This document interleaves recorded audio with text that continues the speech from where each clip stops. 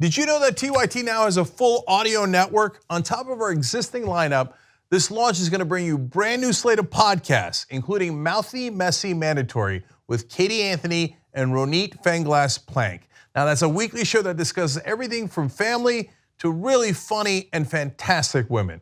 To get more info on the show and the whole TYT audio network, visit tyt.com/audio.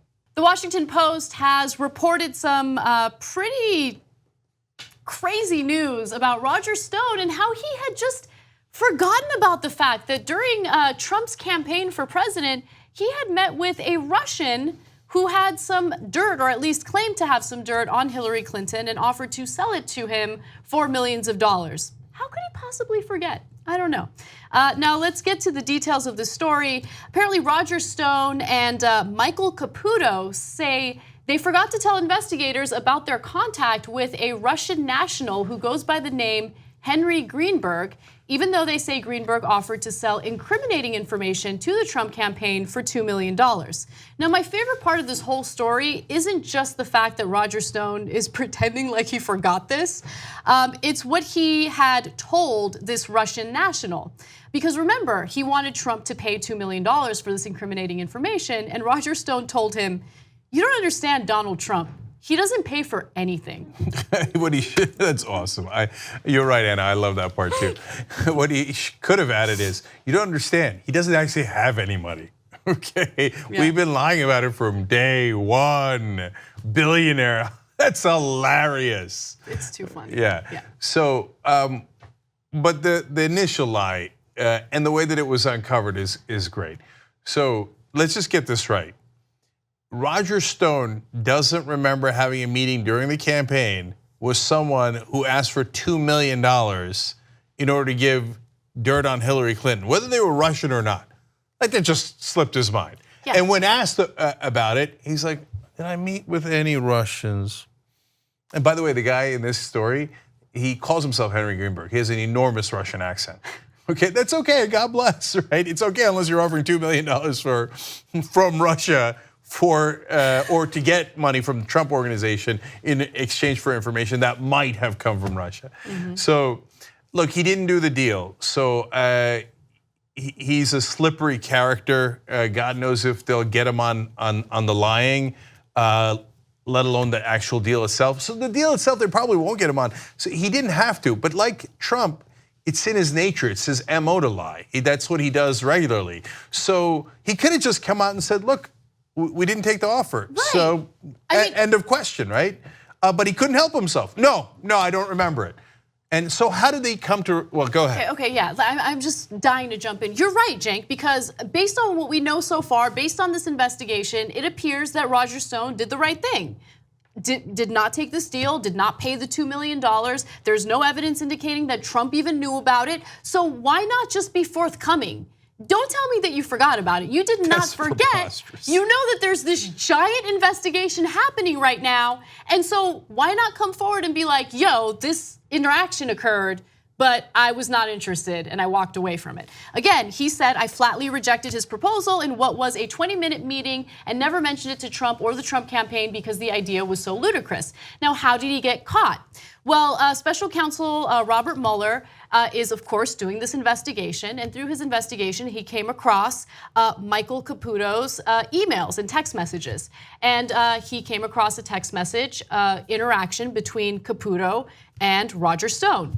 And so the terms of that meeting were clear in that text message exchange. So that's how Stone got caught lying, essentially. Apparently, he said that Caputo brought it to my attention, it having arisen in his interview with Mueller's team. Okay. So that's basically an admission. I wasn't going to tell you until I found out that my co-conspirator had been asked about it by Mueller, and Mueller had the texts. That's when I remembered that I had met with the guy and he asked for $2 million. Well, that's pretty convenient, I suppose, isn't it? If you don't know Roger Stone, there's a documentary about him. I partly don't want to give the guy any oxygen. On the other hand, this snake has been released into the world by Donald Trump, and whether we like it or not. He's commonly referred to as a dirty trickster.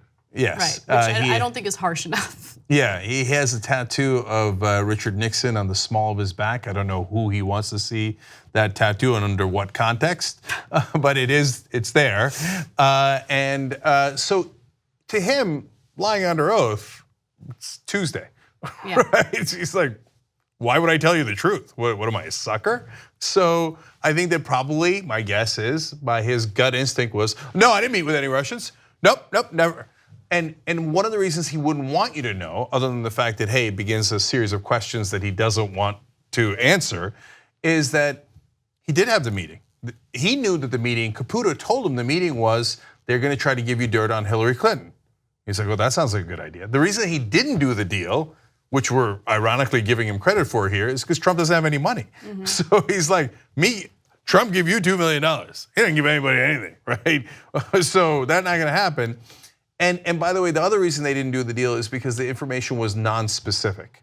So, and again, to be fair to Stone, and I can't believe I'm saying that, in the text, he told Caputo after the meeting, no, there was nothing interesting that came out of that meeting. Yeah. So they did not do the deal. Also, if I remember the reporting correctly, and correct me if I'm wrong, Roger Stone met with him, this Russian national, in 2016, and based on the reports that I read, he had left or stopped working for the Trump campaign in 2015. That's right, but that's all official versus unofficial. No, but that's relevant because if this is an investigation into Russian involvement in the elections, well then if it's not part of Trump's campaign, does it matter if someone who's just supportive of Trump but not part of his campaign met with this Russian national? Well, the person who's more relevant than Roger Stone here is Caputo because he is Trump campaign communication official. So he is definitely part of the campaign. He's the one who set up the meeting in the first place. You're right. Caputo also has partners linked to Russia. Yet another official that has connections to Russia that just wound up on Trump's campaign. Yeah, and let me give you a broader view of the number of people who were in communication with Russians during the campaign. The new disclosure brings the total of Trump associates who had contacts with Russians during the 2016 campaign to at least 12. At least a dozen people related to Trump's campaign had some communication with Russians. And that is unheard of in campaigns. This is not, like Fred, look, this has never really come up before. This is so unprecedented. So for those who might think, oh yeah, this is the kind of stuff that happens all the time, right? No, it doesn't. This does not occur in campaigns. Yes, so we'll see if they bust them for the preposterous lie of I forgot.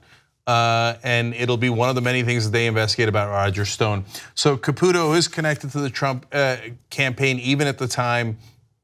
I actually don't care that much about the other story that everybody makes a big deal out of, Roger Stone communicating with WikiLeaks.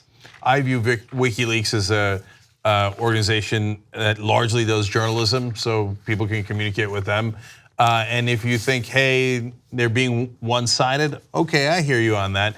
And I'll let the investigators sort out whether there was anything wrong there or not. I care more about if there were stolen emails and Roger Stone somehow had connection to or had access to those emails before they became public. Somebody prints the emails publicly, whether it's the New York Times or WikiLeaks, that's a totally different story. If Stone had access to them before, and it appears, whether it's official or not, that he's going around trying to find dirt on Hillary Clinton for the Trump team throughout 2015 and 2016, well, that might be a different story. We'll let the investigators sort that out. But the one thing we know for sure is he didn't forget. That's ridiculous. Two easy ways to follow the Young Turks. One is hit the subscribe button down below. Then you're a TYT subscriber. And second is ring the bell. And when you do that on YouTube, you're notified of our videos.